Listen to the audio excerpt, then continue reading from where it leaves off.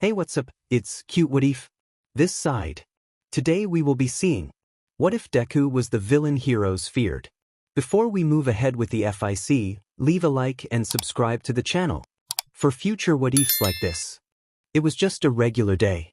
The weather was nice, with no clouds in sight, and all the kids were playing at the park. Wow, Kakin, you're so cool.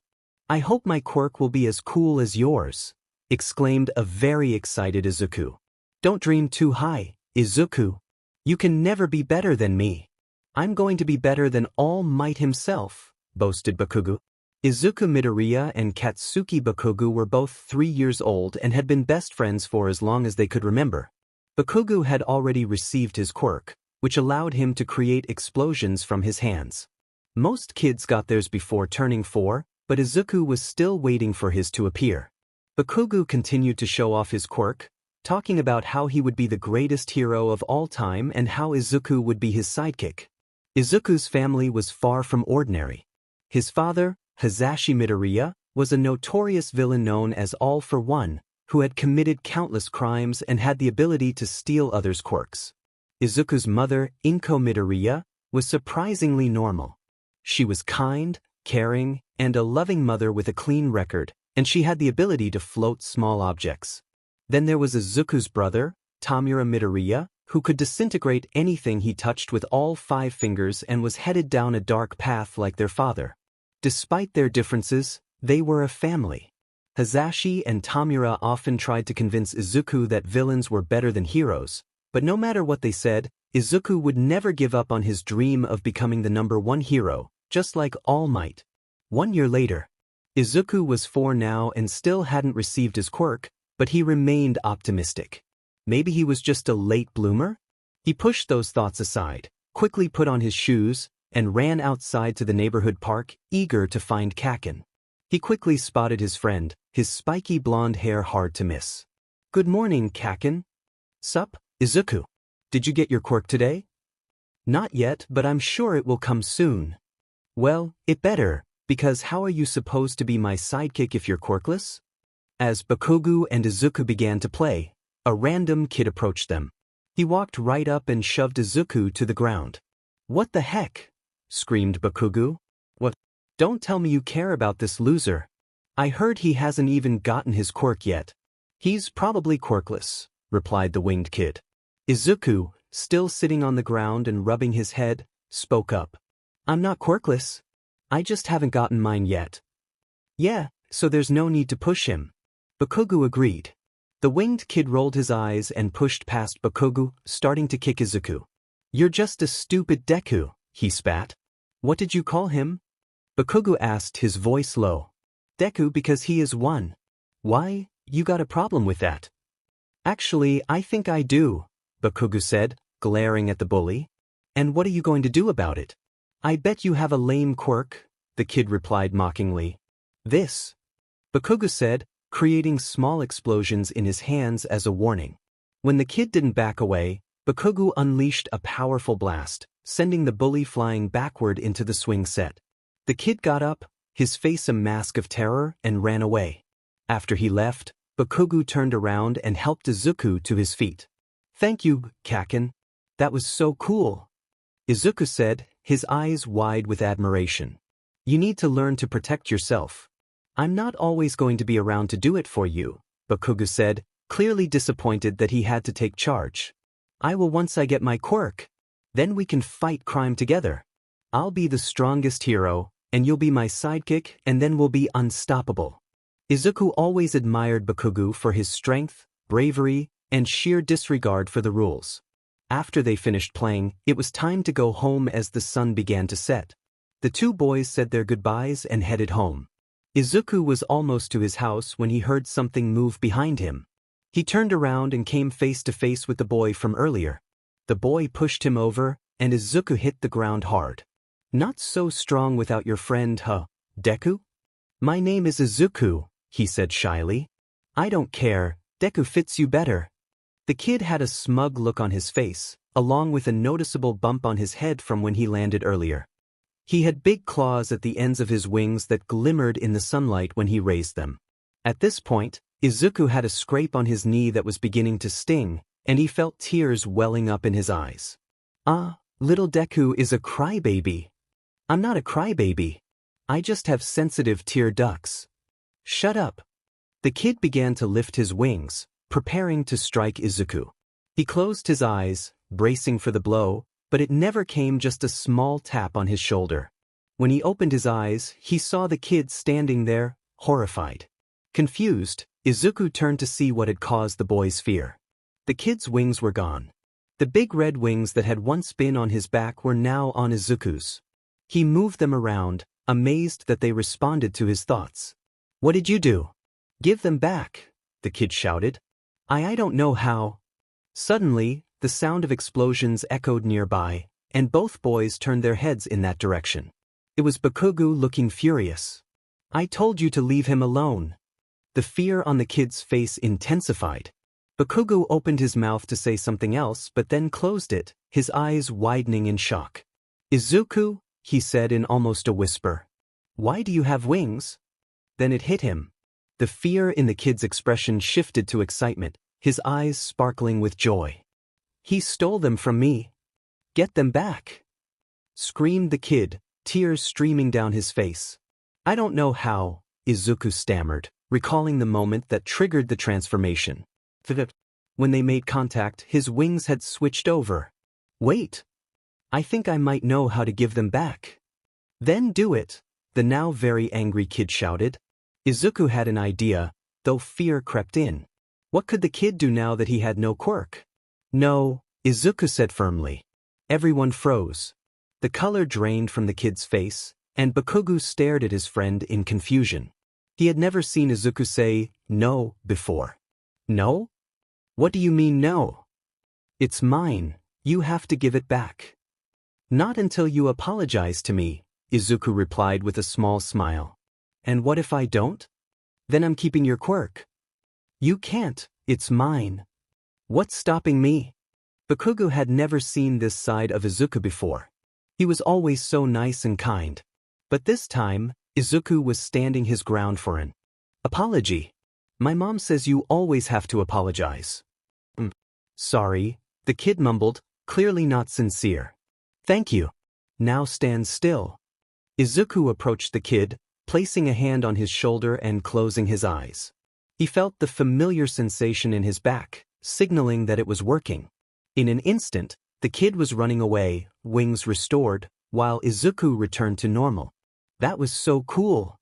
Bakugo exclaimed, rushing up to Izuku. That's why your quirk didn't show. Because you can steal other people's quirks? Izuku started walking toward his friend but stopped as a sharp pain shot up his leg, causing him to sit down on the floor. Are you okay? Bakugo rushed to Izuku's side, noticing the scrape as Izuku began to cry again. Panicking, Bakugo fumbled for a way to comfort his friend. Wait, don't cry, look. He quickly pulled out his All Might plush from his pocket and handed it to Izuku. Here, don't cry because I am here, he said in his best All Might voice. Come on, let's go home. And I'm walking with you this time so you don't get hurt. The two boys finally made it to Izuku's house and opened the door. Oh my goodness, what happened? Where have you been? I was worried when you didn't get home in time. Are you okay? Exclaimed Inko. Auntie, you won't believe it. Bakugo said excitedly. Oh, what is it? I got my quirk, little Izuku shouted. Oh my, really? I'm so happy for you. What is it? What's all this commotion? Asked a tired-looking white-haired man who had just walked in from the living room. Dad, guess what? What is it, Pipsqueak? I got my quirk. Wait, really? What is it? Hazashi asked, now fully awake. I can steal other people's quirks, use them, and give them back. Inko looked a little worried but overall happy for her son, while Hazashi's face lit up with pure joy. He was so cool. He made a bully run away, and it was awesome. Bakugo exclaimed, vibrating with excitement and waving his hands. That's amazing. Inko said, picking up her son and spinning him in circles. Oh, Katsuki dear, your mother called. She is looking for you. Inko noted, now quite dizzy. Fine. Tell the old hag I'm coming. Bakugo said, walking out the door, clearly annoyed he had to leave. Old hag? You mean your mother? Inko questioned. Yeah, whatever. Just let her know I'm coming. Okay. Once Bakugo crossed the street, they could hear him yell, "Calm down, old hag." This made Izuku giggle softly. Hang on, don't I have your quirk, Dad?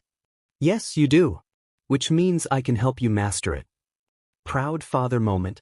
Can't someone get any sleep around here? Said a blue-haired boy, rubbing his eyes as he walked in from the hall. Tenko, I got my quirk. Cool. What is it? I bet mine is better. I wouldn't be so sure of that, brother. Izuku wore a playful grin, like brothers do when they tease each other. I have the same quirk as Daddy. So I technically have lots of quirks. No fair, you have all for one. Shigei complained, crossing his arms and pouting. Well, you are technically stronger than him right now because you've had practice, Hazashi said, hoping to avoid a shouting match. How about we go out to eat to celebrate? Yeah. This made Izuku's mood even brighter. I want Denny's, little Izuku declared. Is everyone okay with that? Inko asked, looking at the two boys, who nodded in approval. All right then, Denny's it is. Fine, but I want a milkshake, Tenko said, no longer pouting. I want one too, said little Izuku. No. Only I get one. You picked the restaurant. No fair. I want one.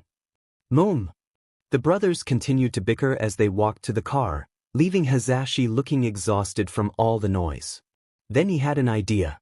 Whoever is quiet the longest gets a milkshake, he announced from the front seat of the car. Instantly, the two boys fell silent, trying to win, but they kept poking each other to provoke a reaction. At least they were quiet. 10 years later, in their final year of middle school, Izuku and Bakugo remained close friends, growing stronger and planning for their futures.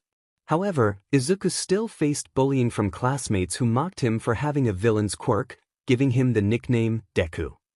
Whenever Bakugo witnessed this, he would step in to defend Izuku, but he couldn't always be there. Although Izuku had the ability to take their quirks and turn the tables, he chose not to, believing it would only validate their taunts. Instead, he endured the teasing in silence, learning to avoid mentioning his father, a well-known villain. If anyone asked, he would claim not to know who his father was and that he had no brother. Bakugo and their friends were unaware of Mr. Midoriya's true occupation, and they never inquired. With only 2 weeks left until they could apply to UA, their dream school, the school day was winding down. The teacher was delivering a lengthy speech about high school expectations, but Izuku was distracted, engrossed in his notebook filled with information about every hero he could think of. He was currently jotting down details about a hero he hadn't yet covered. Name, Shinji Nishiya. Hero name, Kamui Woods. Birthday, May 20th. Age, 27, first appearance. 29, current. Height, 5 feet 6 inches, 168 centimeters. Color, brown. Blood type, quirk, arbor. Suddenly, his pencil was snatched from his hand. He looked up to see Tsubasa, the winged boy, grinning at him. What are you writing there? Deku? Wow, that's really creepy. You even have his eye color? You should stop studying heroes when you'll never be one. Tsubasa and his friends, Haru and Daiki, erupted into laughter. Tsubasa then grabbed Izuku's notebook and handed it to Haru, who used his scissorhand quirk to shred it. Too bad your little Kakin had to leave early for a doctor's appointment. Now there's no one here to save you. My notebook! Izuku exclaimed as Haru tossed it over his head and out the window. After their laughter subsided, Tsubasa paused in the doorway and added, "If you want to be a hero that badly, there might be another way." Izuku was taken aback. Was Tsubasa being nice? Just pray that you'll be born with a heroic quirk in your next life and take a dive off the roof of the building, he finished with a chuckle. Izuku was shocked. He knew they were mean, but he never expected them to go that far. He rushed to the window and spotted his notebook floating in a small bucket of water along the back wall. He finished packing his books and notes into his backpack and left the room. As he walked along the back of the school to retrieve his notebook, memories of earlier flooded his mind. Idiot. You can't go around telling people to harm themselves. What if I actually jumped? What would he do then? When he spotted his book floating in the water, he muttered, "Great, now my dreams are fish food." As he started to walk home, he found himself talking to himself when he entered a long tunnel.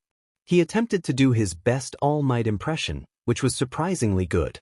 Suddenly, he heard rumbling, and a grate in front of him burst open, releasing a mass of sludge that seemed alive. "You'll make a perfect suit," it said, wrapping around Izuku and forcing itself into his mouth. Izuku struggled against it, but it was like trying to grasp water that was choking him. Izuku's POV. I could easily take its quirk and escape, but that would be breaking the law, as it would be without permission. Not to mention, if a hero arrived, they might think I was the villain and arrest me instead. End of POV. Everything began to spin and he felt numb. He was suffocating and there was nothing he could do. Suddenly, a deep voice boomed, "I am here." The creature released him, allowing him to breathe again. However, he had gone without oxygen for so long that he passed out as soon as it let go. When he regained consciousness, he found himself lying on the ground with someone tapping his cheek. "Good, you're alive. Thought we lost you there." Fully awake now, he was face to face with his idol, All Might. Izuku scrambled to retrieve his notebook. "W, please sign." "Well, I gotta take this guy to jail." "Wait, I have so many questions to ask you." "Goodbye, young man."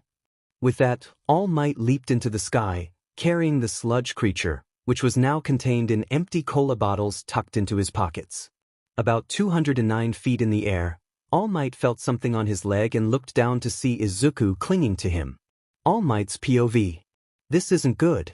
I'm running out of time, and this kid is hanging on. I'll have to drop him off somewhere without reporters. Maybe a roof? I've got at most 10 minutes. End of POV. All Might and a shaken Izuku landed on a random roof that seemed to belong to an office building. "There you go. Bang on the door for a bit, and someone will let you in eventually. But I have to go now." "Wait, I need to know, can I be a hero?" Izuku's voice wavered. Was he excited to be talking to his idol, or was he afraid of the answer?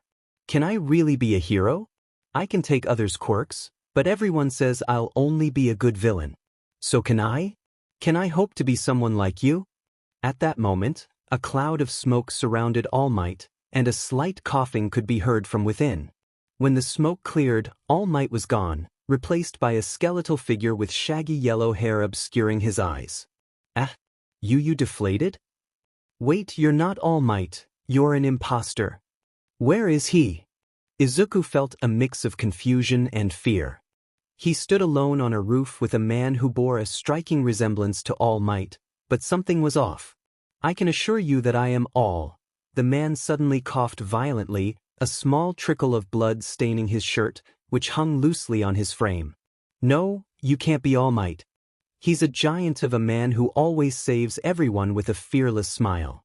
"Well, there's plenty of fear behind that smile," the man replied, lifting the edge of his shirt to reveal a large, ugly scar, the skin around it stretched tight as if something vital was missing. "Pretty nasty, huh? I got this a few years back. All my respiratory organs were damaged. The surgeries have taken their toll, and I lost my entire stomach. I can only maintain my strength for about 3 hours. The rest of the day, I look like this." "Wait, 5 years?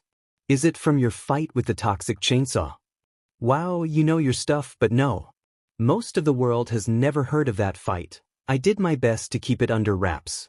Heroes risk their lives every day, and since stealing people's quirks is illegal, you would be fighting quirkless. I don't want you to get hurt. So no, I don't think you could be a hero not without illegally taking quirks." "I see. You could be a police officer. They may not get much recognition since heroes capture most villains, but it's a respectable profession. It's good to have dreams, young man, just make sure they're attainable." As Izuku stood there, speechless and disheartened, the deflated All Might walked through the door leading inside and closed it behind him. Izuku's POV. Even All Might doesn't believe in me. Of course, that was his answer. Why would it be anything else? Don't cry, deep down you knew this. End of POV.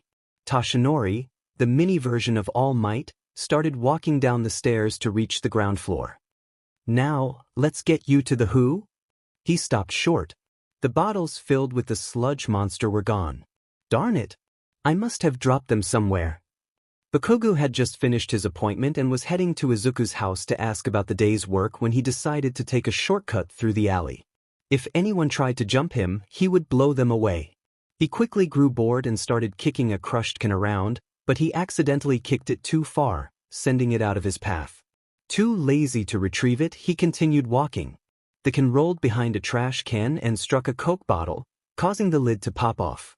As Bakugo continued down the alley, he heard a noise behind him. Given the sketchy surroundings, he immediately dropped into a fighting stance. He pivoted around to face a giant sludge monster. He tried to blast it, but it was no use. The creature seemed impervious to harm, like water. Bakugo refused to back down. That wasn't who he was. He kept attacking the creature, but it was futile. The monster began to wrap around him, trapping him, and no matter how much he fought back, it felt like nothing. Meanwhile, Izuku finally mustered the courage to leave the roof and made his way out of the building. He started walking toward home, reminding himself that he needed to meet Kaken. Suddenly, he heard explosions and screams ahead.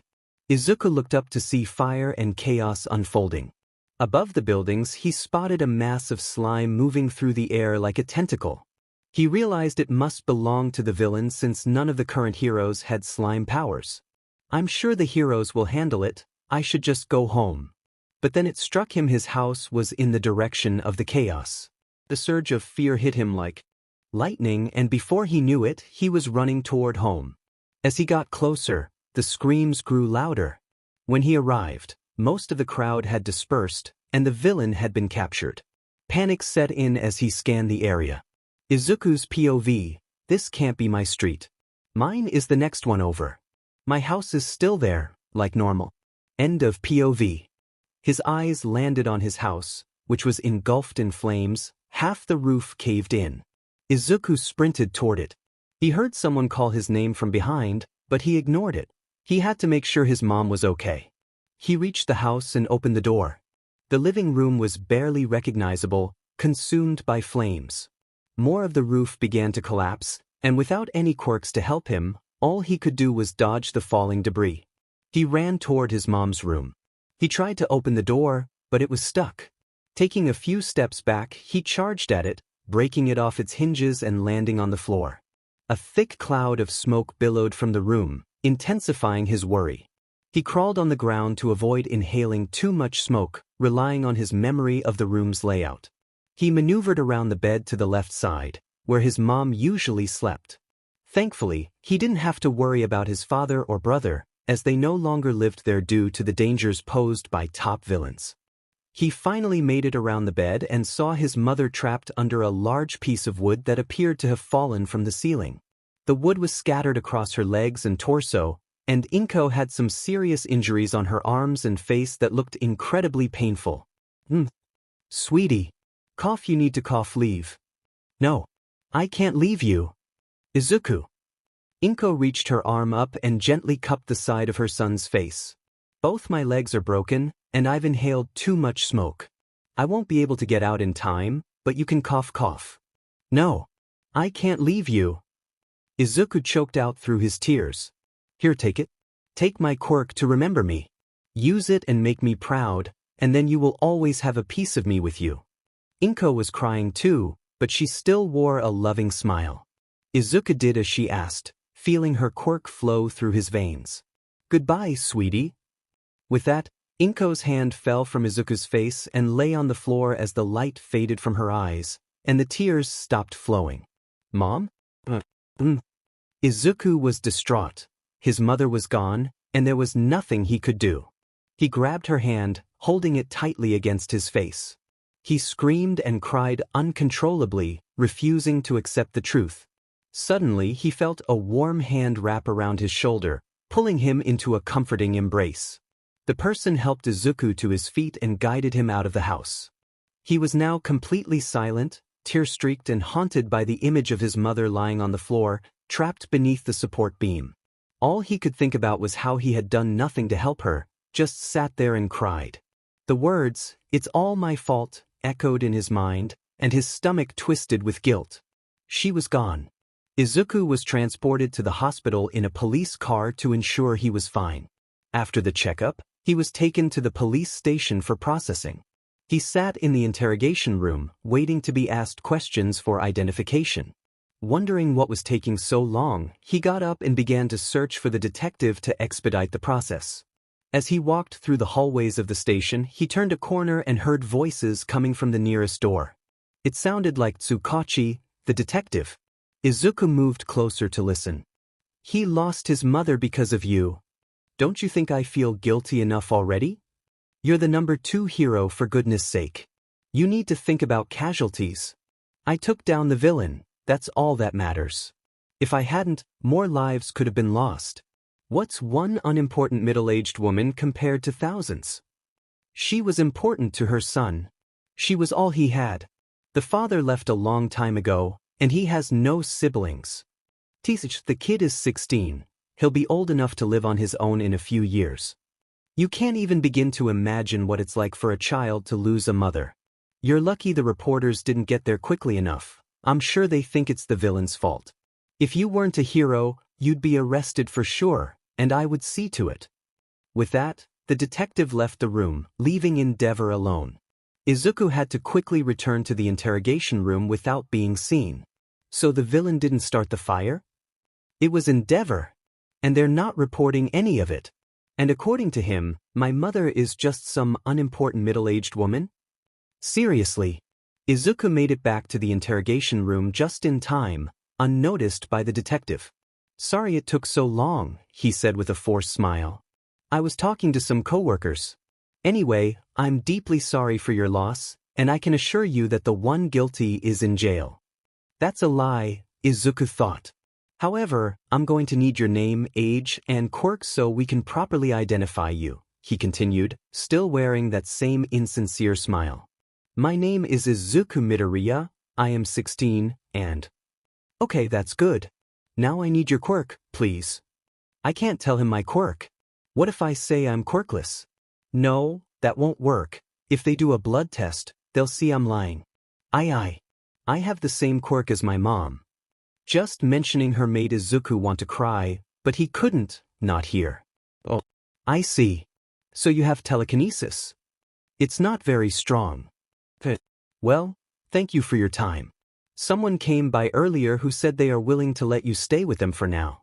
Her name was Matsuki Bakugo. Do you know her?" "Yes. So we will send you to live with her until things are sorted out, okay?" "Okay. Do you know where she lives?" "Yes. The whole department is busy dealing with the legality of the villain attack, so would you be okay to walk?" "Sure." "Good. Well, you are released." All of Izuku's responses were delivered in a flat tone, and he stared at the floor. At Tsukachi's last words, Izuku left the room and exited the building. The sun was bright, and he had to shield his eyes for a moment to let them adjust. He began to walk toward the Bakugas. He didn't need to pay attention to the street signs since he had walked this path countless times. He was about halfway there when he heard a whooshing sound and looked up.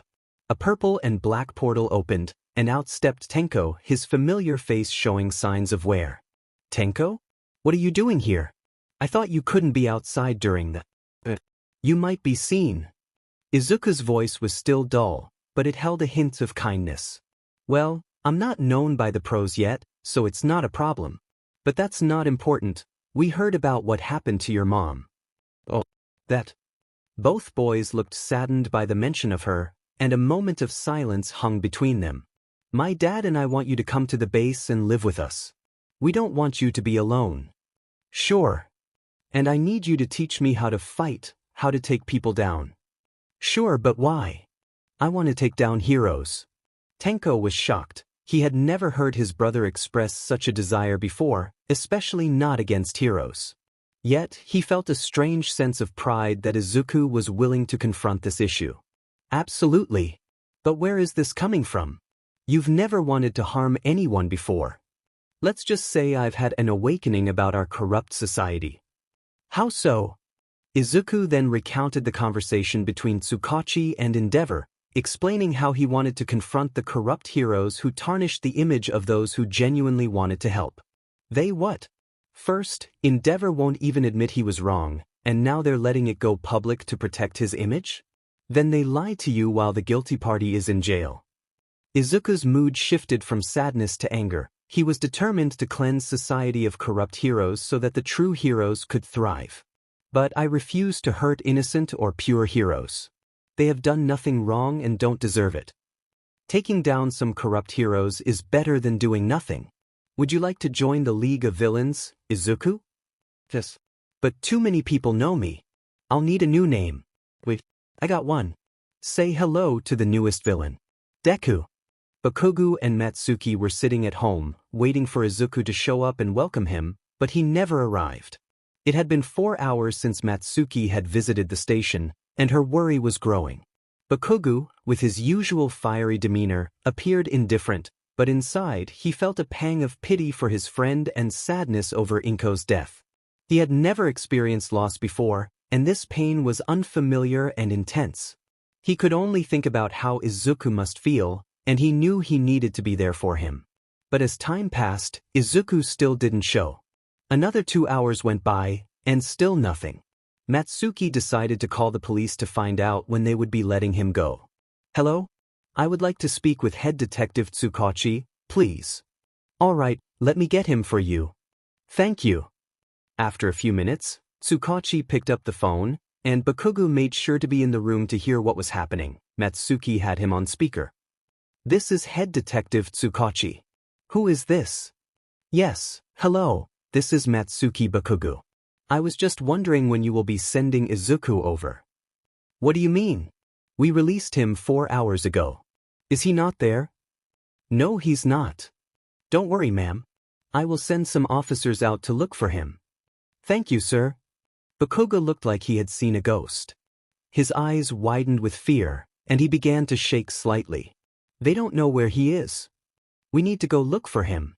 That nerd is weak. He can't defend himself. With that, Bakugo grabbed his shoes and dashed out the door. Matsuki didn't try to stop him. She knew there was nothing she could say to convince him otherwise. Bakugo ran away from the house, heading toward the station and trying to cover every possible route Izuku could have taken. He yelled and yelled, searching for Izuku, when he suddenly collided with someone.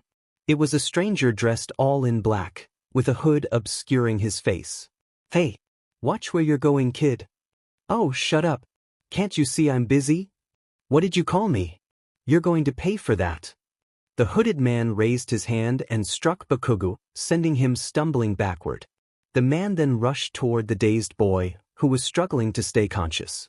He grabbed Bakugo by the collar and tossed him into the street, where he flew past some police officers who were searching for Izuku. This caught their attention immediately. The officers drew their weapons, preparing for a confrontation. A few approached the now unconscious boy to check on him.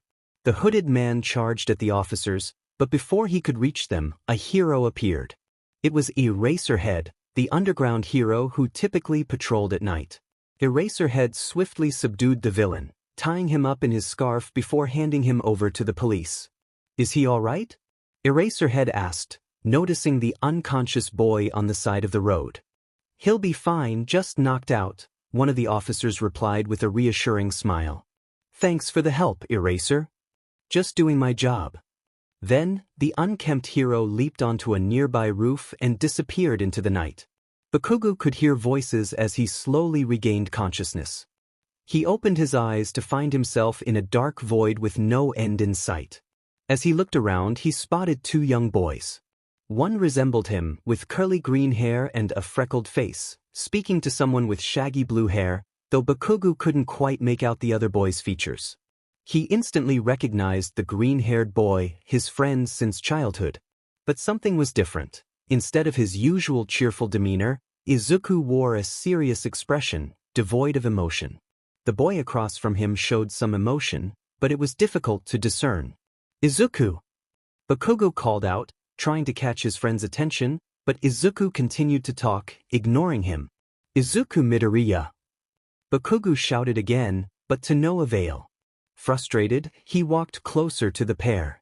He grabbed Izuku and shook him, still yelling his name, but it had no effect. Suddenly, the ground beneath him opened up, swallowing the angry blonde. He fell deeper into the emptiness, eventually landing on the ground, but somehow, it didn't hurt. Bakugo quickly got to his feet, feeling shaken by the experience.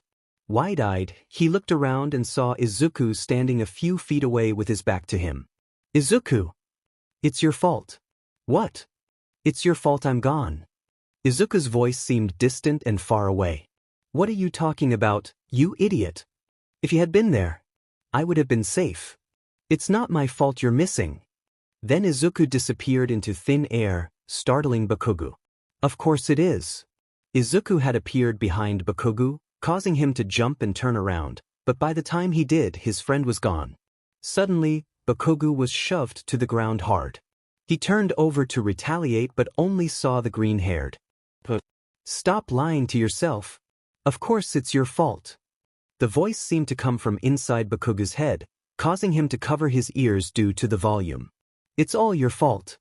The words echoed in the blonde's mind, and he tried to deny them. No, it's not my fault. The voice only grew louder, continuing to torment him. Stop. Stop it. Then Bakugo shot upright and looked around. He was in a hospital room, and he had been dreaming. He was covered in sweat, having soaked the sheets. He tried to calm himself down, but the voice still echoed in his head. Just then, he heard the door open and whipped his head around to see who it was. A doctor entered to check on him. Oh good, you're awake. I will send your mother in now. With that, she turned on her heels and walked back out, quickly replaced by a tall, spiky-haired woman who looked clearly upset. Why weren't you being careful? Do you know how worried I was when I got a call saying you were in the hospital? You need to be more responsible. Matsuki walked up to Bakugo and gave him a light smack on the top of his head. Hit me again and I'll show you. I'm glad to see you're feeling better, said a very nervous-looking nurse from the doorway, unsure of why they were yelling. Normally, when a parent sees their child, it's hugs and tears, not hitting and shouting. The hell? You think I'm weak? I'll show you weak, come here. Matsuki had to hold her son back to prevent him from overreacting, all while still scolding him for being reckless. After a while, Bakugo was discharged from the hospital and sent home. He and his mom got in the car and began the drive home. I'm just worried about you, Katsuki. I need you to be more careful. You're too reckless, and you have no sense of fear, which is dangerous. For once, Matsuki spoke calmly to her son, and it was clear she meant every word. Whatever. I'll try. Bakugo understood and agreed with his mom, but he had a hard time showing it. Thank you, Matsuki said with a smile. Yeah, whatever. Bakugo rolled his eyes and looked out the window, watching as the trees went by and the birds flew freely.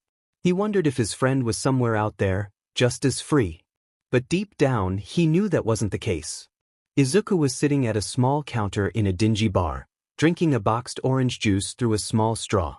A man who seemed to be made of purple smoke, with yellow smoke where his eyes should be, worked behind the counter. The smoke man walked over to Izuku and handed him another orange juice, having noticed the first was nearly finished. The green-haired boy appeared dull, as if he had no life left in him. He had been like this since his mother's passing a week ago. How are you holding up, Izuku? The voice was soft, caring, and laced with sadness. I told you to call me Deku. His voice was stern and just as empty as his expression. Deku had begun to resent his old name since it reminded him of his mother. He believed his new name fit him better. After all, it meant useless. He had done nothing to help his mother when she needed it most. He had heard that Bakugo was in the hospital due to a villain attack, and again, he had done nothing to help. Apparently, Bakugo had been looking for him, so if it weren't for him, he wouldn't have been in danger at all. All the things his bullies had told him over the years began to seem more and more true. So now he had people address him as Deku and not his given name. I'm sorry, Deku, I just slipped. It's fine, just don't do it again. The League had done all they could to make Deku feel welcome. After all, they all knew the keen sting of losing a loved one, some worse than others. Alright, enjoy your juice. The smoke man spoke with sadness in his voice, but it was hard to tell if he had a sad expression. With that, he opened a portal and left the room. Deku sat there finishing his juice box. On the outside he appeared dull and lifeless, but on the inside he couldn't stop thinking about what had happened. He was doing all he could to stop himself from breaking down in tears right then and there. All he wanted to do was cry, but he didn't want to cause a scene because then everyone would try to comfort him, and he didn't want to rely on anyone. "How are you holding up?" Deku had been so lost in his thoughts that he hadn't realized someone had walked up to him. It was his shaggy-haired brother, Tenko, more commonly known as Shigaraki. Deku replied, having missed the question. "Are you feeling all right?" "That I'm fine. What about you?" "She was your mother too." Deku desperately tried to shift the topic off himself. "I'm fine. I mean, I'm sad she's gone, but I barely ever saw her. We weren't super close, mainly because she didn't approve of villainy. You lived with her. She was your everything. I can't imagine how that must feel." The air seemed to grow heavier, and there was a moment of silence. Deku couldn't hold it in any longer. He began to sob quietly. He lifted his hands to cover his face. Fortunately, no one except Shigei was there. Tenko was taken aback by the sudden outburst of tears but had half expected it. He had no idea of the pain his brother was enduring. Shigei wrapped his arms around his brother, allowing him to cry into his shoulder. Wearing quirk-canceling gloves, he didn't have to worry about harming Deku while trying to comfort him. "Let it all out," he whispered. Deku continued to cry for about 20 minutes until the stream of tears finally stopped. He looked up from his brother's shoulder and into his red eyes. "Thank you, Tenko." Then he fell asleep, still leaning on his brother. "Sleep well. You're too young to be so sad. I hope one day you can be happy again." Shigei quietly picked his brother up and carried him to his room. He placed him in bed and tucked him in before leaving the room to return to his work. Deku woke up in a dimly lit room, lying on a lumpy mattress. It took him a moment to remember where he was and how he got there. He figured his brother had brought him there since he couldn't think of anything else. Slowly, he sat up and let his eyes adjust to the dark. He lazily got up and tried to find the light, but when he did, he quickly shut his eyes against the sudden brightness. Deku walked over to a small pile of clothes Tenko had gathered for him since his previous belongings had been lost. He rummaged through the pile, searching for something comfortable that didn't make him look like he had just come off the streets. He chose a hoodie, pulled it over his head, and took a few steps across the dingy room to slip on his favorite and only pair of red shoes. He really didn't want to interact with anyone, but he was starving. After a moment of deliberation, he decided to quickly grab some food and eat it in his room. Taking a deep breath, he opened the door and poked his head around the corner to check if anyone was there. When he saw no one, he tiptoed down the hallway, trying to remain unseen. He was almost to the kitchen when he noticed the TV was on. Curious, he walked up to it and picked up the remote to turn it off. But as he did, a familiar face appeared on the screen. It was Kaken. Why was he on the TV? Deku paused to listen to the news report. A young boy was attacked by a villain last night and was fortunately found by the police before it was too late. The boy is now in the hospital and is unavailable for comment at this time. According to his mother's statement, he was out looking for his friend who had gone missing the same day. One of the officers on the scene claimed that underground pro-hero Eraserhead helped capture the villain, but he is unavailable for comment right now. The boy was taken to the hospital unconscious with a concussion, and we have no update on his condition. We will inform you when we have more information. Deku was shocked to hear that his friend had been attacked by a villain while looking for him. Not only could I not save Kaken, but I'm the reason he was in danger. If it weren't for me, he would have been safe at home, having a nice dinner instead of in the hospital. Deku fell to the ground, sobbing uncontrollably. The remote slipped from his hand and landed on the couch, bouncing off and landing somewhere on the floor. Suddenly, Shigei walked into the room, sipping something from a clear glass filled with ice. He looked up from his drink and saw his brother crying on the floor. Quickly, he set his glass on a nearby table and rushed to comfort Deku. He knelt beside him, about to hug him, but hesitated when he realized he didn't have his gloves on, his hands hovering awkwardly. What's wrong?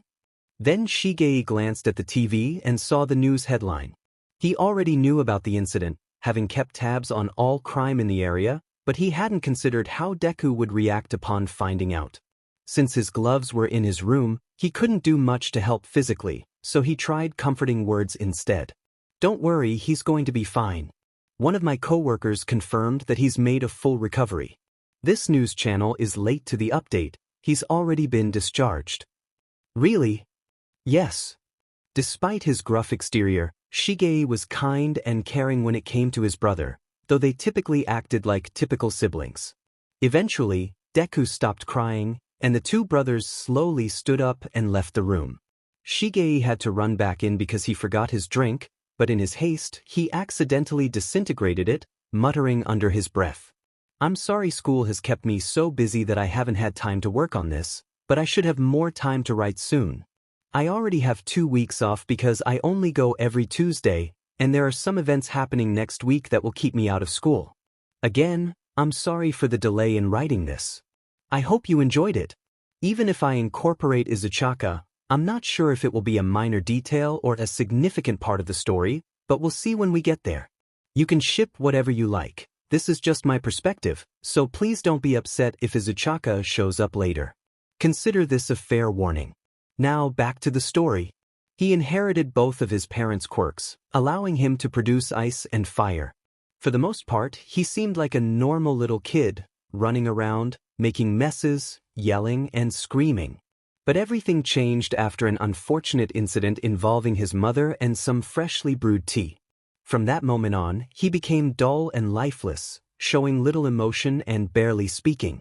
It's amazing how trauma can leave scars that run deeper than we realize.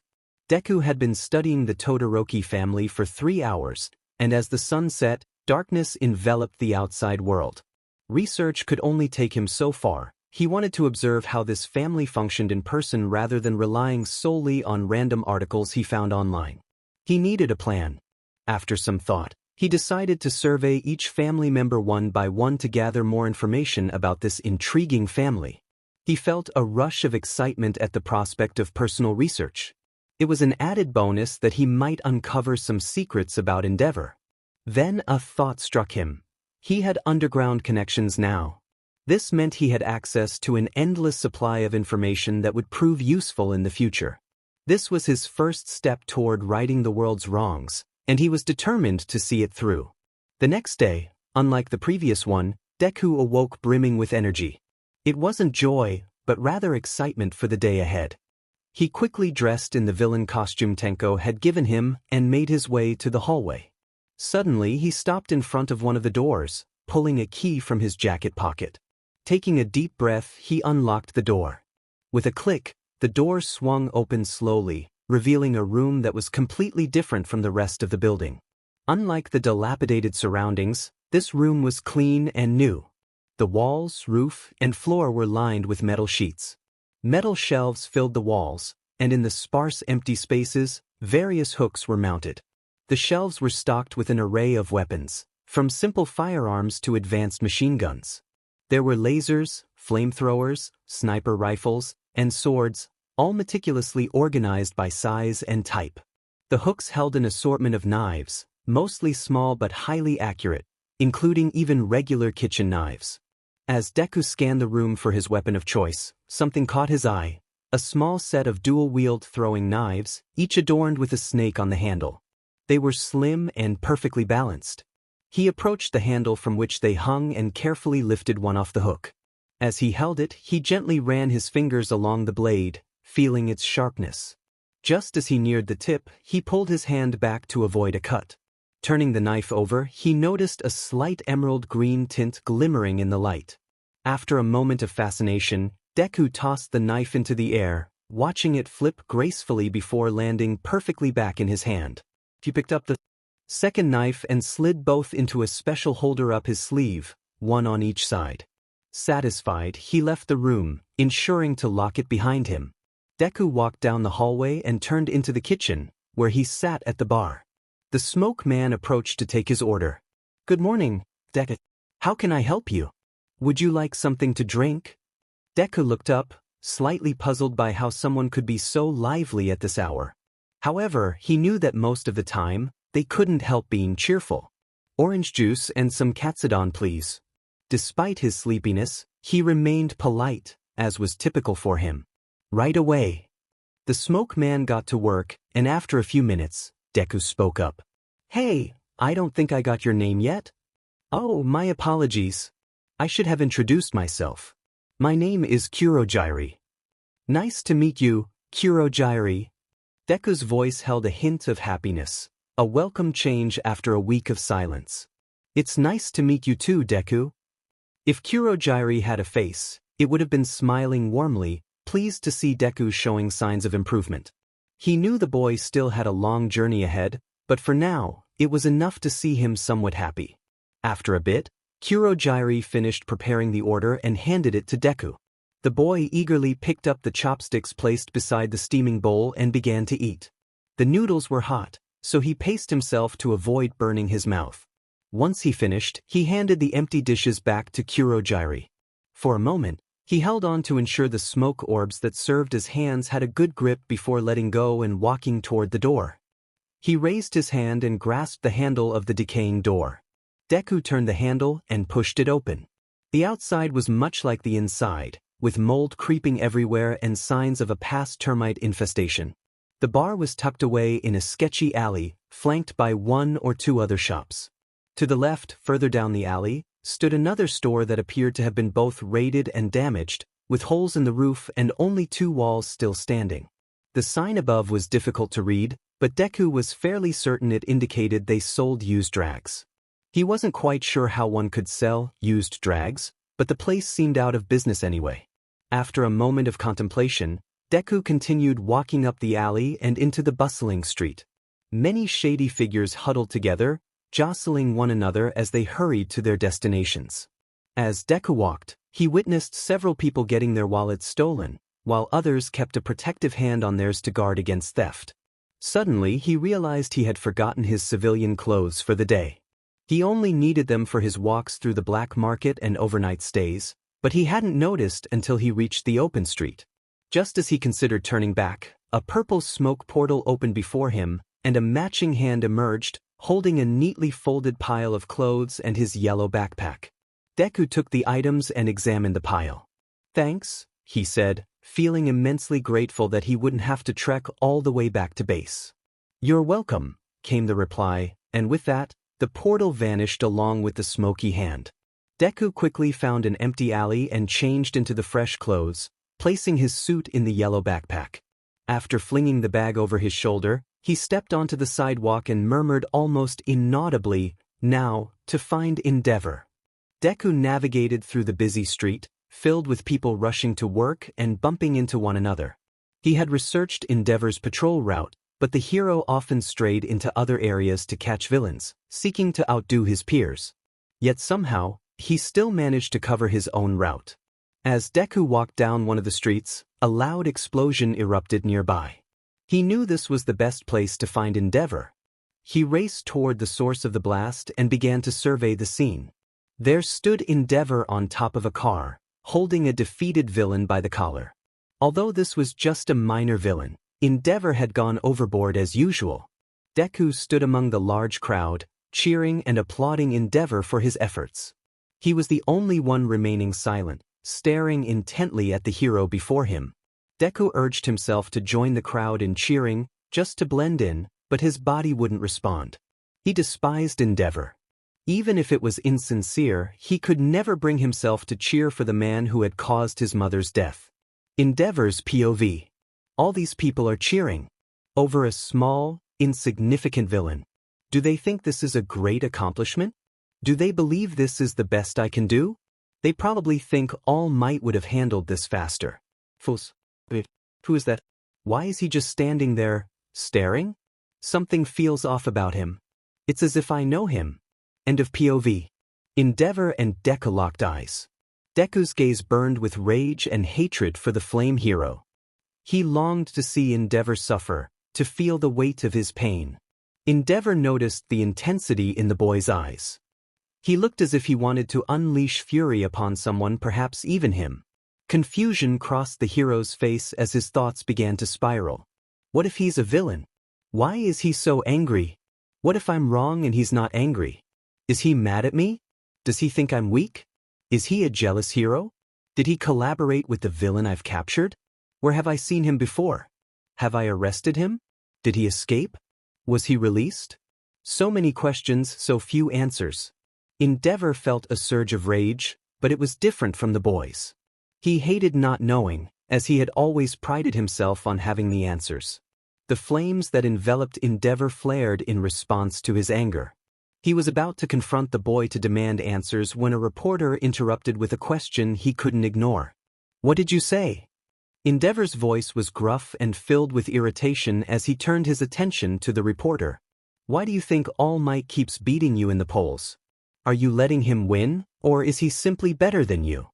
The reporter wore a smirk, clearly enjoying the discomfort he was causing. "The only reason All Might can beat me is due to popularity. He is nowhere near as strong as I am." "Is that so? Because last I checked, he was ahead of you in arrests as well?" The reporter's grin widened, further fueling Endeavor's anger. "I don't care what your ridiculous polls say, I could defeat All Might any day." "So, you're saying you're just letting him win? What? Do you pity him?"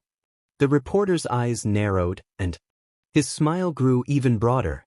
Endeavor growled at the audacity of the person before him and decided it was best to end the conversation. When he looked back to where Deku had been standing, the green-haired boy was gone. With Deku, the green-haired boy had left the crowd and was standing under a nearby pavilion, leaning against one of the 4 posts supporting the canopy. Deku's POV. Damn it. That was too close. I'm just glad that nosy reporter was there.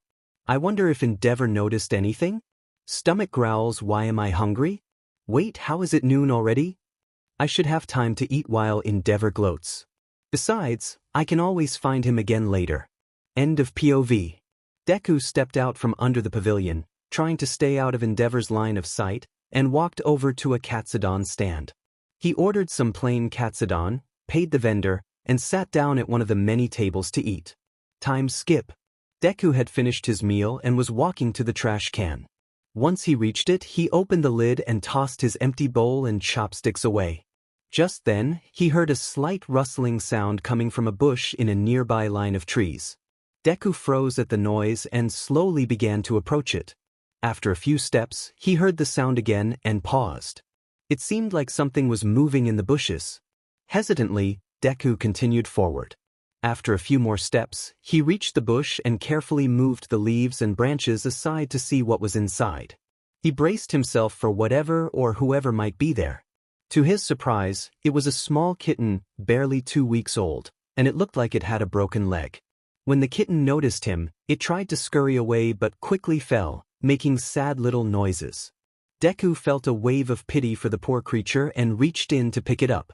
The kitten struggled weakly, too young to resist much. Cradling the injured animal, Deku returned to his table and gently laid it down. He grabbed the edge of his shirt and tore off a piece, then picked up some small sticks from the ground and placed them alongside the kitten. Carefully, he took the little cat's leg in his hand. The kitten flinched but was too weak to protest. He examined the leg and assessed the injury. Luckily, it was a clean break and should be easy to fix. Deku aligned the kitten's bones, used the sticks to hold them in place, and wrapped the leg with the cloth, tying it securely so the sticks wouldn't fall off. Since the kitten was still so young, the leg would heal fairly quickly, and it wouldn't need the brace for long. Deku lifted the kitten and held it in his arms as he walked it back to the bush where he found it.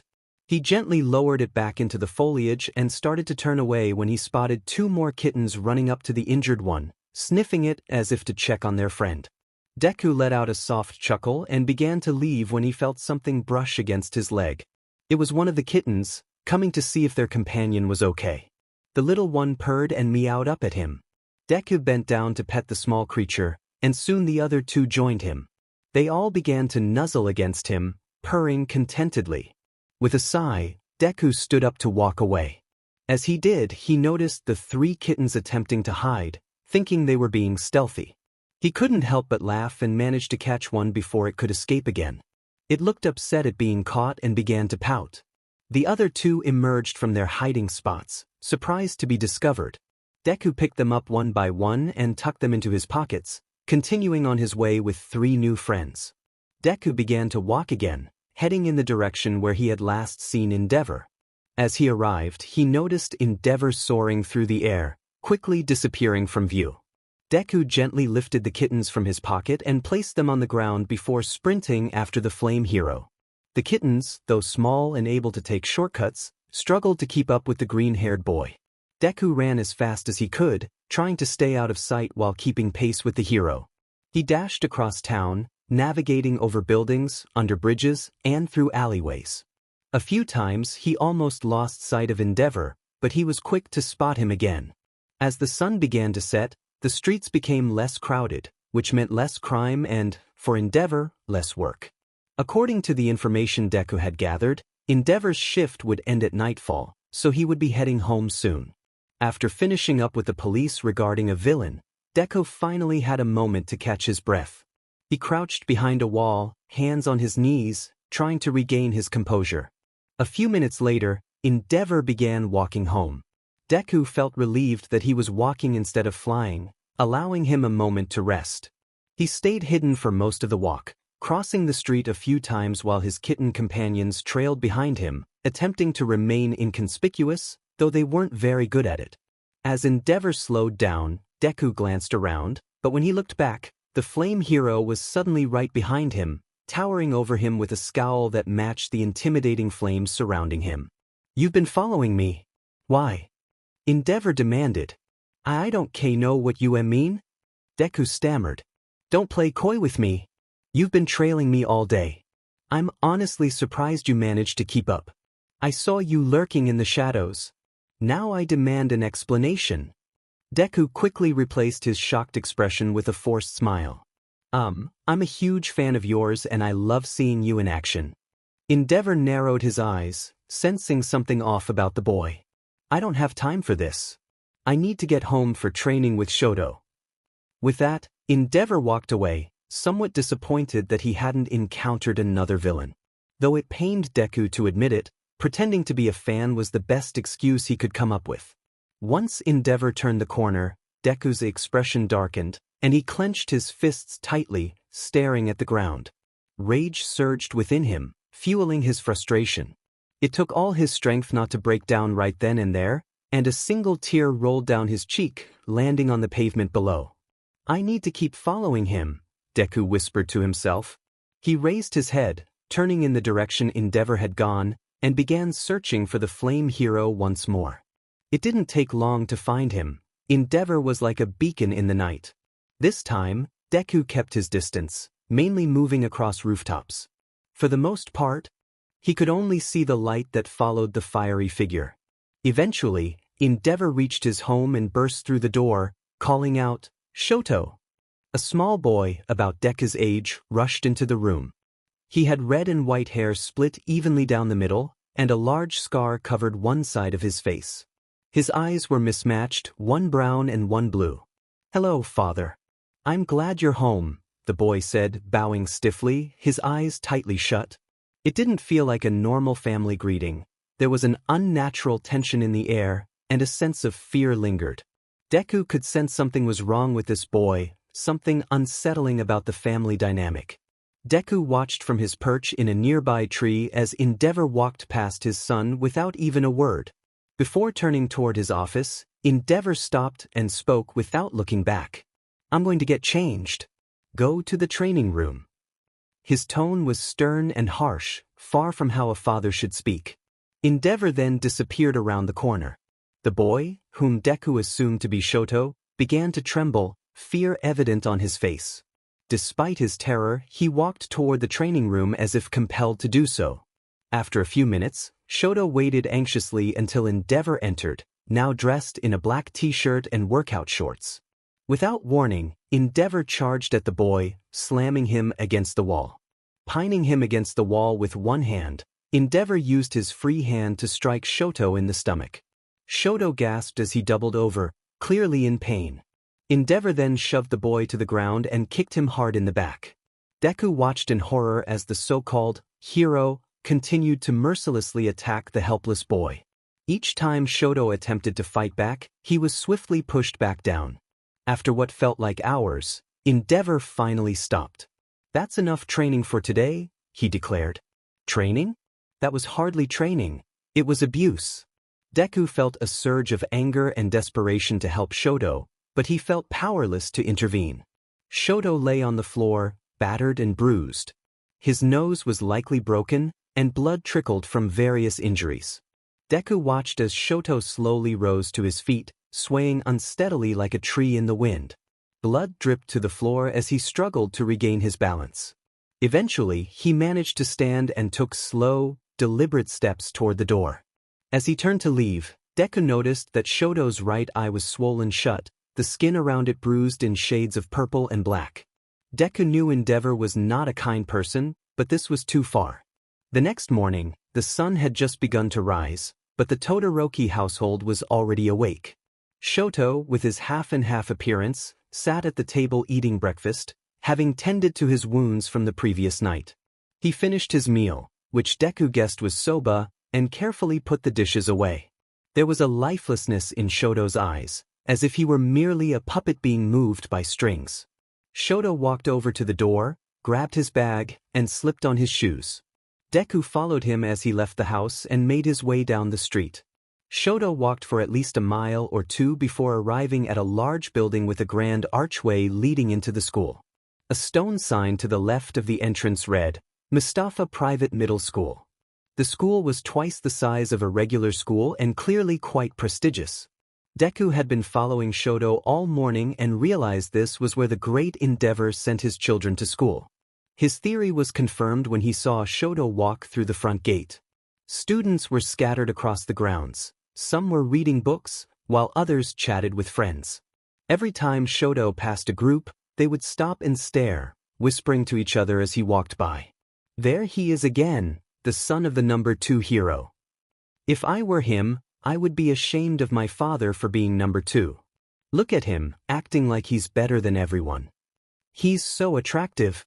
If only he weren't so aloof, I would totally go for him. I prefer a sassy rich boy, but I wouldn't want to deal with his father, if you know what I mean. He's just like his father, stuck up and arrogant. I feel so bad for him, but the last person who tried to be his friend had a terrible fate." "Terrible fate? I heard he went mad and took his own life. I heard that Half and Half kidnapped him and keeps him locked away. What was that kid's name again? Wasn't it Toya?" "I think so. A while back, I heard some kid named Toya died in a fire. Do you think he burned him alive? He's such a loner. If he smiled a bit and actually tried, he could be popular. I heard he got into UA on his father's recommendation. Maybe his dad paid off the principal to let him in. Whatever it is, something is off with that kid. His father is so intimidating, no wonder no one talks to him."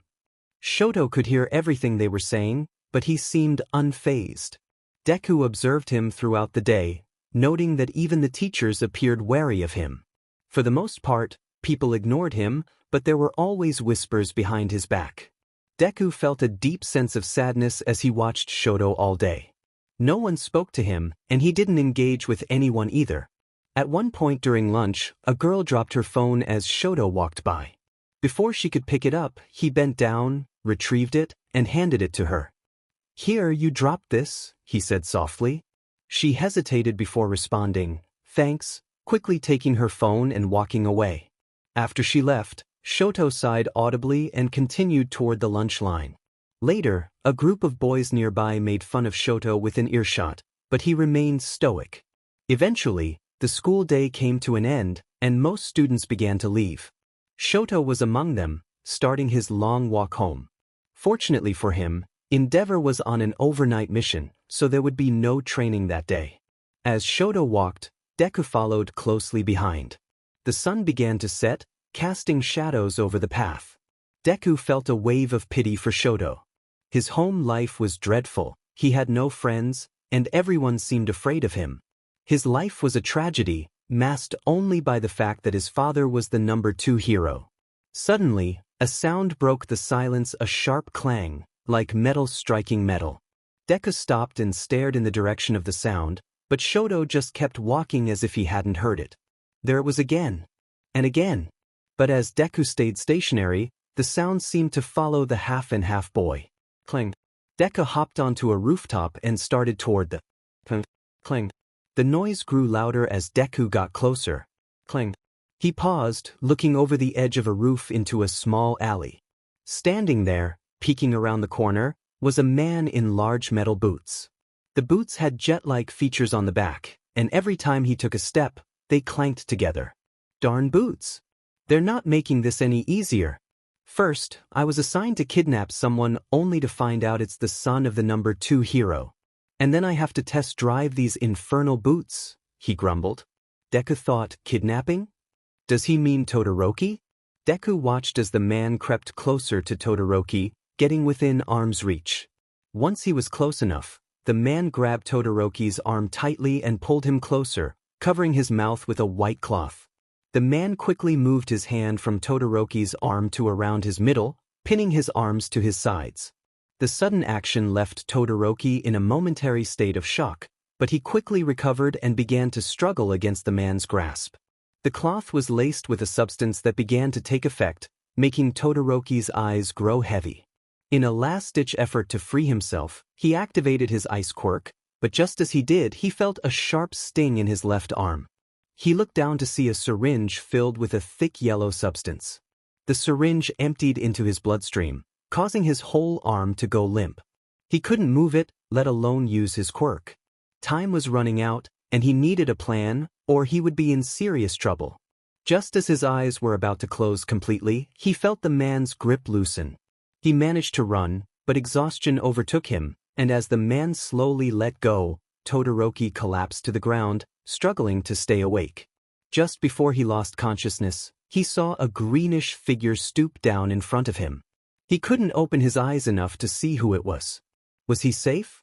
Was this just another person trying to kidnap him? Someone was saying something. What was it? Who was this person? White medium starts 2 minutes earlier. White medium star. Deku watched as the man crept closer to Todoroki. He knew he should do something, but the man hadn't actually done anything yet, so there was no way to be sure he had ill intent. Suddenly, the man grabbed Todoroki and placed something over his mouth.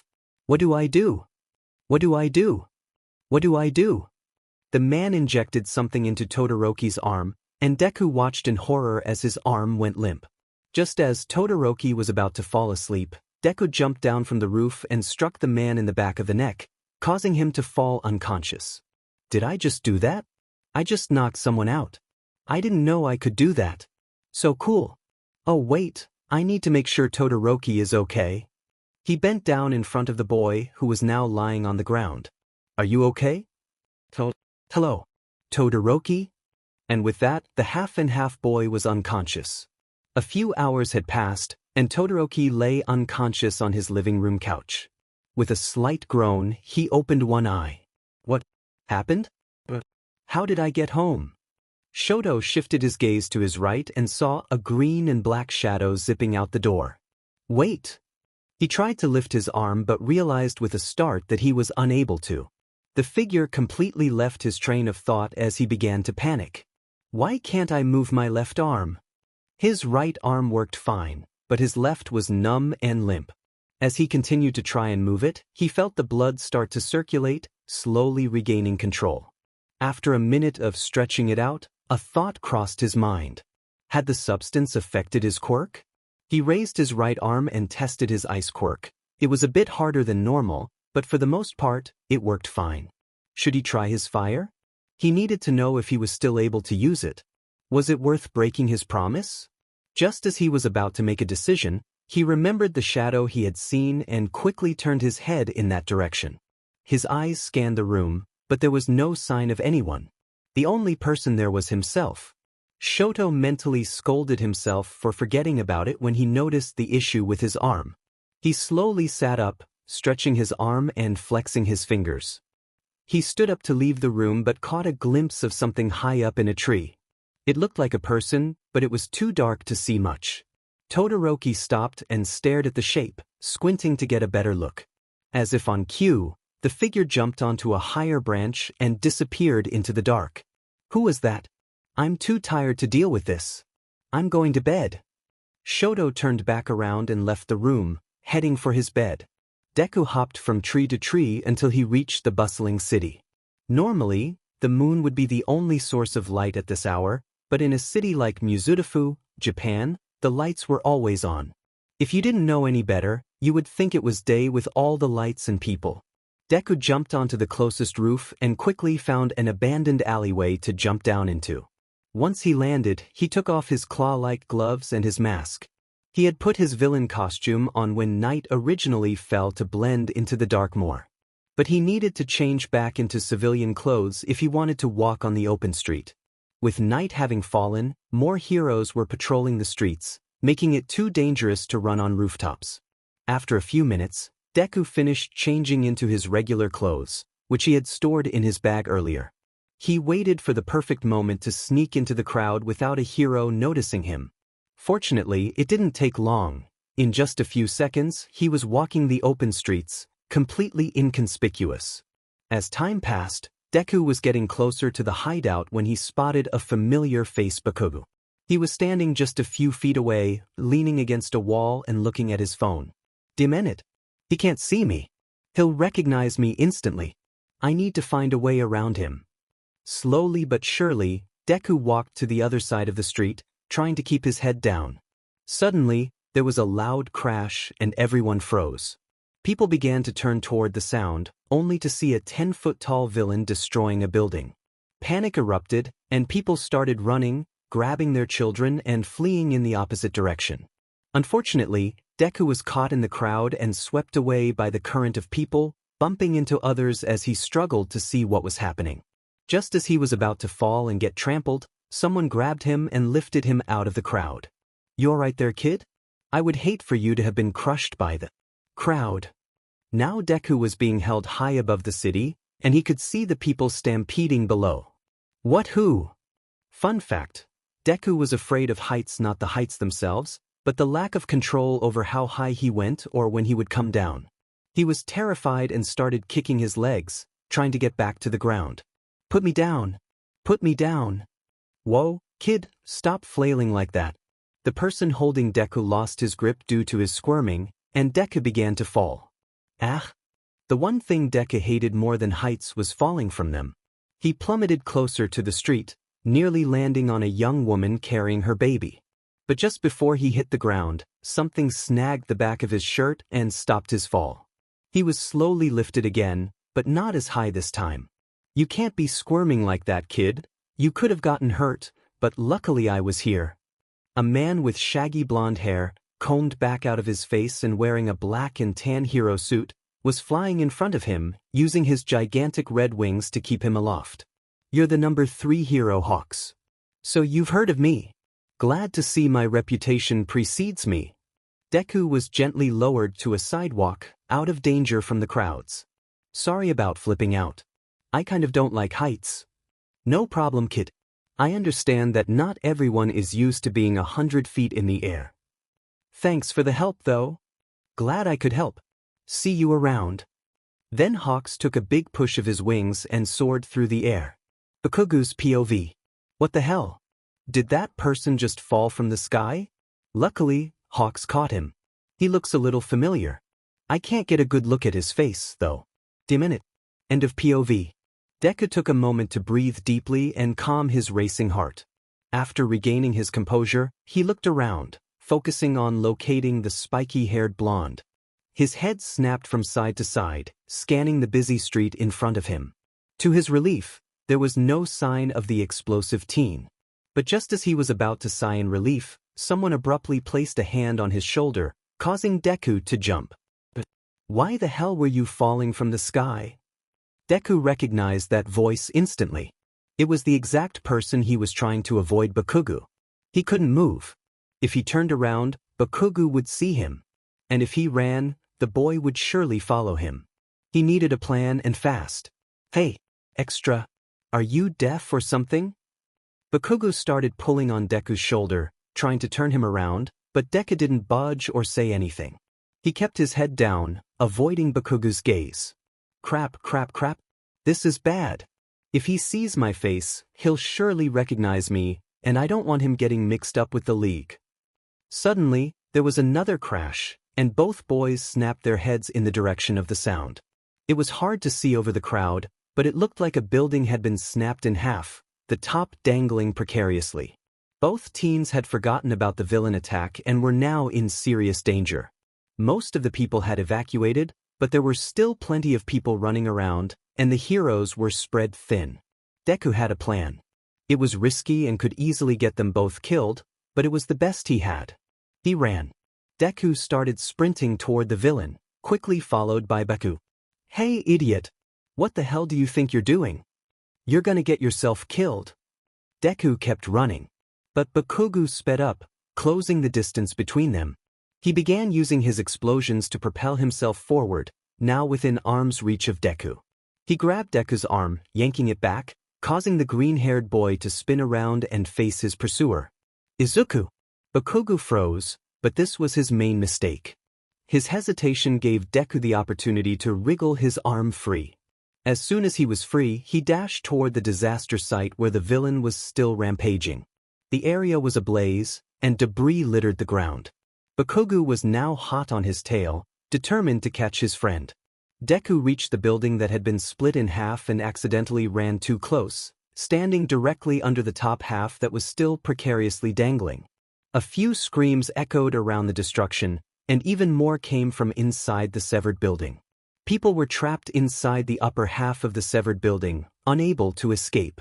Heroes rushed around, helping civilians out of the rubble while others worked to stabilize the structure.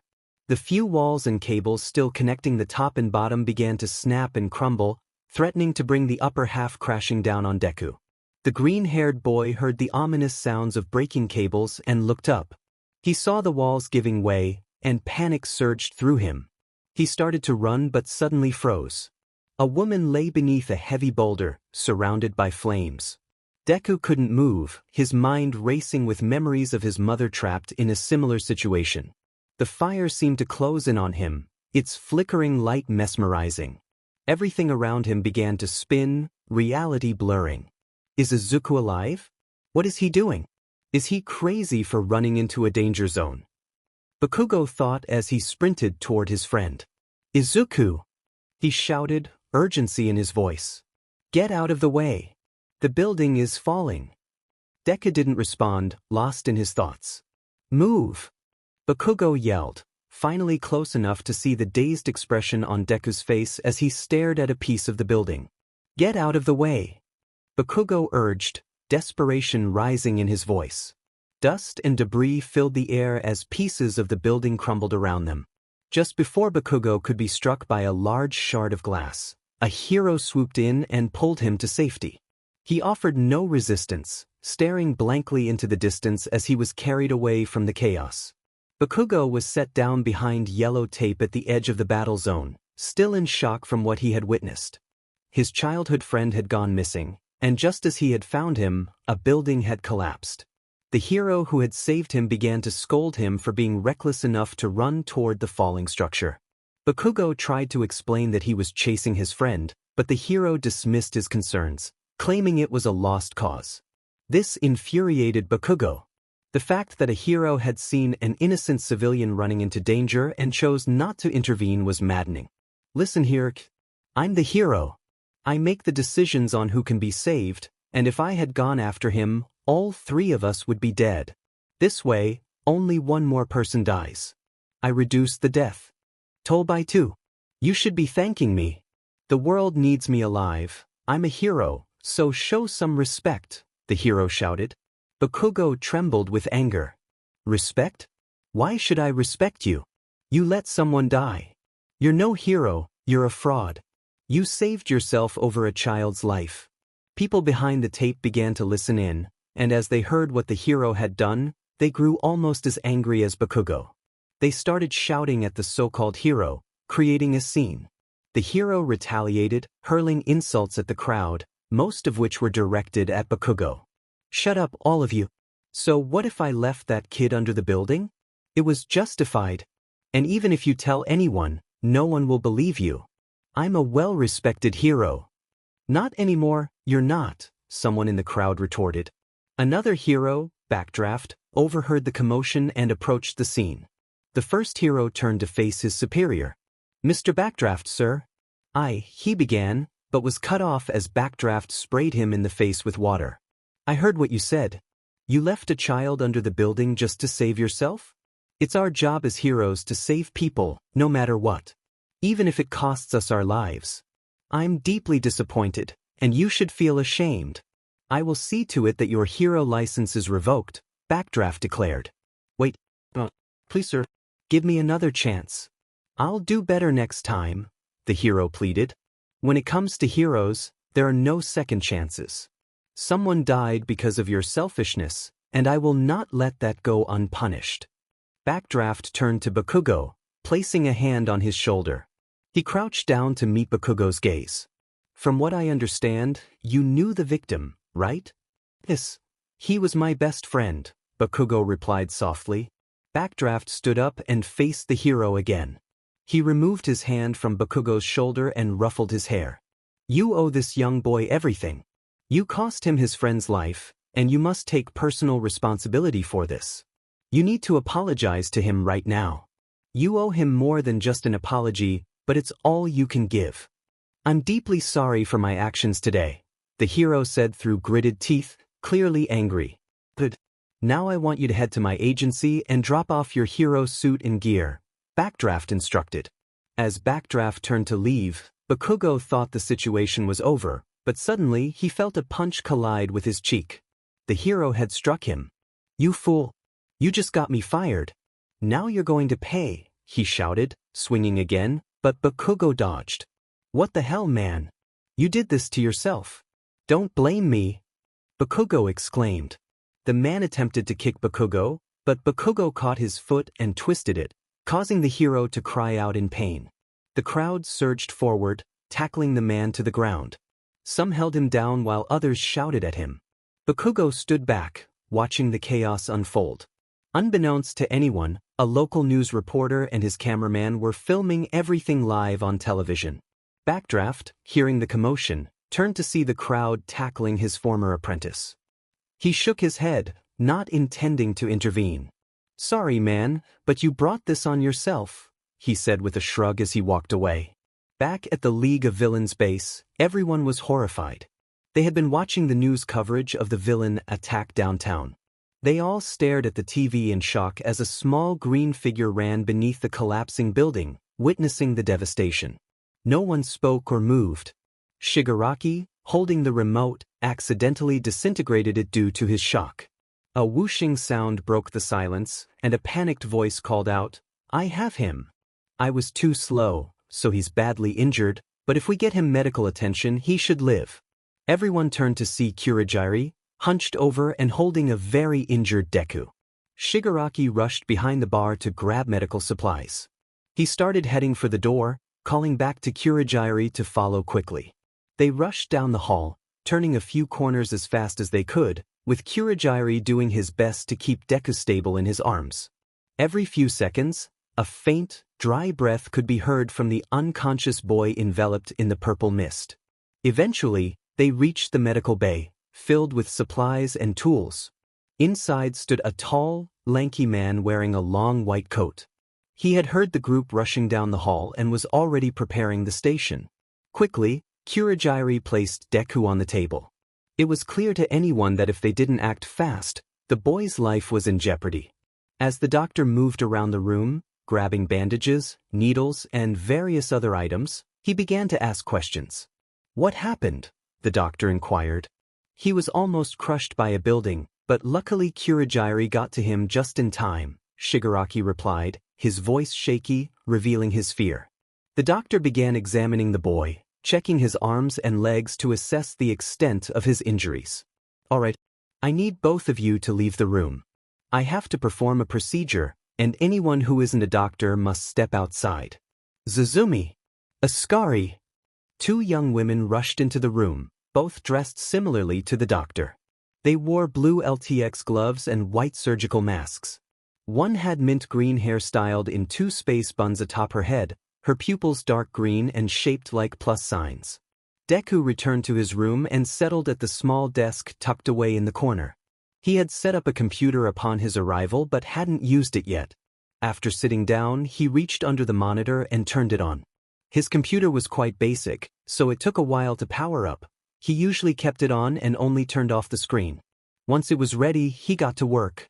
One of the many reasons he was bullied was because he was labeled a nerd, but that also meant he was intelligent. He could do just about anything.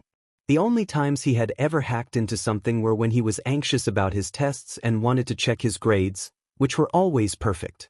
But this time, he was diving deep into the life of one of the least popular heroes, Endeavor. He explored nearly every crime he was involved in, both big and small. Deku also researched Endeavor's family. He discovered that his wife was in a mental health facility and that his eldest son had tragically died in a house fire 3 years ago. Deku delved into the life of Miss Todoroki. He had to do a lot of digging, as it was clear someone wanted to keep this information hidden. There were no news reports or articles, which Deku found strange, as this was the kind of story that would have made headlines. He decided to access the hospital's archives to gather more information. After several attempts, he succeeded and found the Todoroki file, reading through it carefully. The summary revealed that she had poured boiling water on her youngest child's face and had scars that appeared to be from burns. This suggested a troubling history of abuse. While Deku wasn't entirely surprised by this revelation, he felt sympathy for the family. He moved on to investigate the children. Starting with the eldest son, Toya, who had gone missing 3 years ago, he found almost no information. The little he did uncover was unhelpful. All he could find was a birth certificate and a middle school yearbook photo. Neither provided details about Toya's quirk, only his name.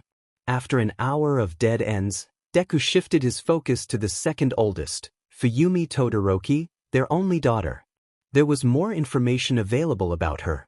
Her quirk was ice, like her mother's, and she had participated in numerous science fairs, winning first place in almost all of them except for one. 5 years ago, when she was 14, she placed second, and the following day, she showed up for picture day with injuries on her face and arms. She claimed she had accidentally hurt herself during an experiment, but the story didn't quite match the extent of her injuries.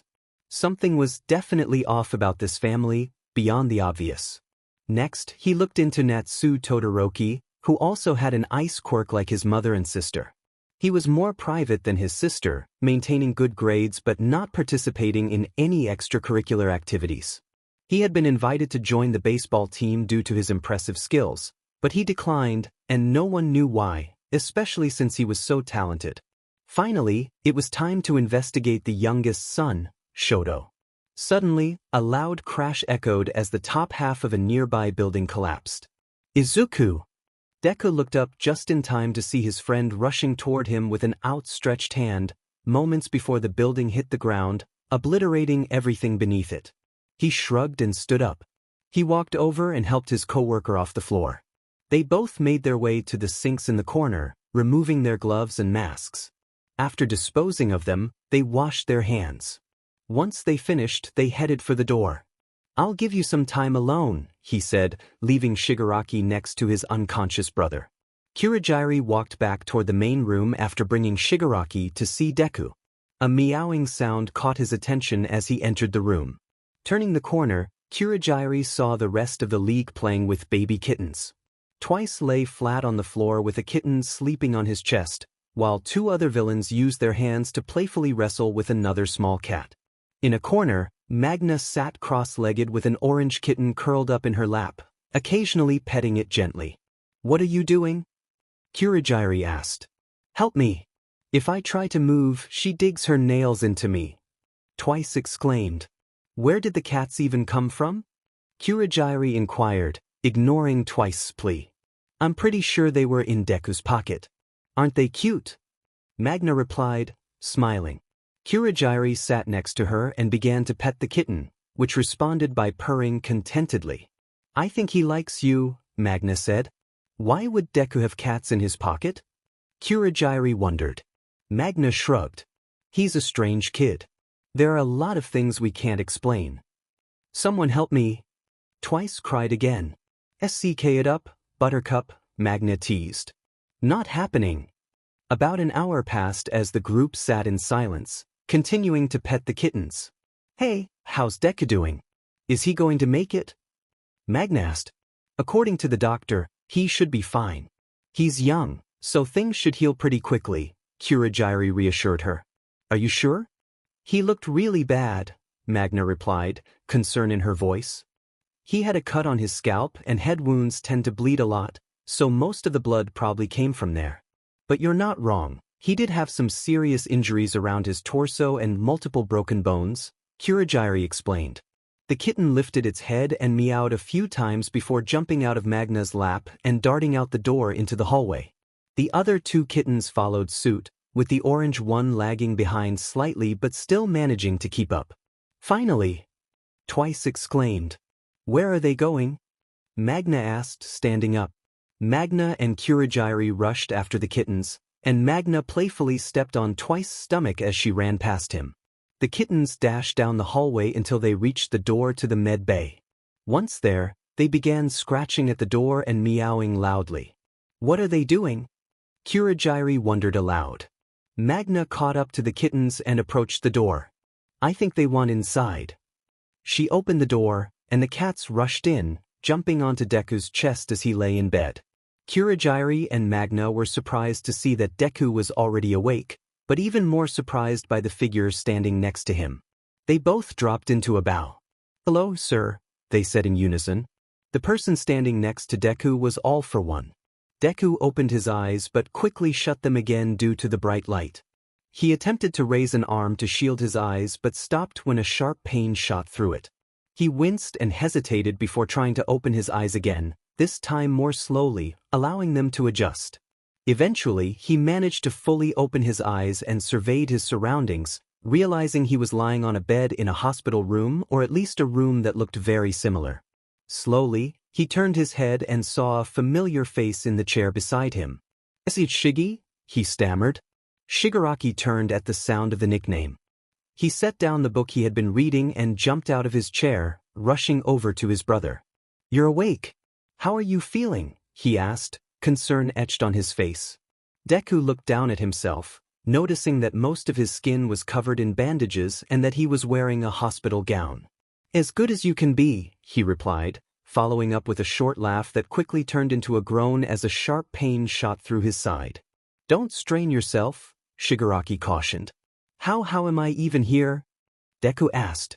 Kurogiri was able to save you before you were completely crushed, Shigaraki explained. How did you even know I needed help? Deku inquired. They were broadcasting the whole attack on live TV. We saw you running into the fight, Shigaraki replied. Oh right, I kind of did that. Deku admitted. What the hell were you thinking? Shigaraki exclaimed. It's kind of a long story, Deku said. Before he could continue, the doors leading to the hallway swung open. A tall man entered, dressed in a black suit with tubes protruding from the sides of his face. All of his facial features were obscured except for his mouth. All for one. Shigaraki was the first to notice his arrival. He turned on his heels and gave a small, shallow bow. Father, he said. Hello, son. No need for the formalities, All for One replied, walking up to his son and giving him a light hug to show his affection. I was planning on making a trip to see you and your brother, but when I heard what happened, the date was moved up. How is he doing? All for One asked, glancing at Deku. Actually, you can ask him yourself, Shigaraki said, stepping aside. All for One turned to the green-haired boy in the bed, visibly shocked to see him awake. Hello, Dad, Deku said, smiling. It had been so long since he had seen his father in person. He had received a few letters now and then, but it had been a while since they had last spoken. Son, I didn't expect you to be awake. How are you feeling? All for One asked, his tone softer than usual. Deku smiled, feeling a warmth in his chest. Honestly, I'm just surprised I'm even alive. I'm really sorry I couldn't be there for you after Inko. That must have been a hard time for you, All for One said, his voice filled with genuine concern. I'm sorry you had to see that. He looked down as he spoke, overcome with sadness and guilt. Despite being the most powerful villain in the world, he couldn't save his own wife. The guilt had been gnawing at him since he found out. If only he had been there. If only he hadn't left. He should have stayed and he could have saved her. Before his thoughts could spiral further, They were interrupted by Deku. Father, I changed my name to Deku. So in the future, could you please refer to me by that name? Anyway, there's no need for you to apologize. It wasn't your fault. It was Endeavor's. Deku's expression darkened as he spoke the name of his mother's murderer. Rage surged within him, and he felt his blood begin to boil. What? Shigaraki, who had been standing off to the side, stepped forward at his brother's words. Surely he couldn't mean the hero Endeavor, the one who was supposed to save lives. Then he remembered that his mother's death had been caused by fire. I was taken to the police station after the incident. While I was there, I overheard Endeavor and one of the detectives talking. I learned that Endeavor had gone overboard and started all those fires, causing all that damage. Even though it was his fault, they're going to charge the villain with destruction of property. I heard the detectives say they wouldn't arrest Endeavor because he is a hero. Deku spat the word hero with disgust. His face twisted in disbelief and anger. Even though he had heard it all himself, he still couldn't accept this reality. As Shigaraki listened, something inside him snapped. Even with all his connections, he hadn't known this. It was clear they were trying to bury the truth, or perhaps only the hero and the detective thought they were the only ones who knew.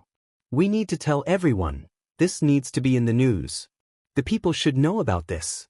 Shigaraki was fuming, looking ready to lash out. Calm down, son.